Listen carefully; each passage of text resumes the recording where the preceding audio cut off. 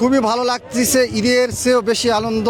এই ধানগুলো আমার এক চাষার খেতে হয়েছে, এই লইয়েছি। আমি এসেছি ঢাকায় 22 তারিখে, এসেছি শুধু একমাত্র এক নজর আমার প্রিয় নেতা জনাব তারেক রহমানকে এক নজর একটু দেখার জন্য এসেছি।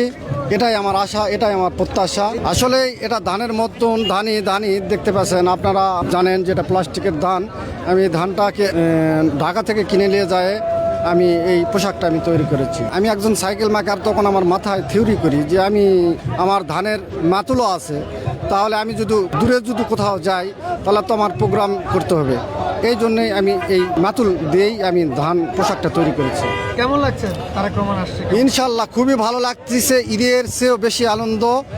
এই ইতিহাসের পাতায় পাতায় কাগজে কলমে লেখা থাকবে, সবাই বিশ্ববাসী দেখবে। মা মাটি ডাকছে, তারেক রহমান আসছে ফিরে মায়ের কোলে। দেশবাসী দেখছে, খালেদা জিয়া হাসছে, বাংলাদেশ হাসছে।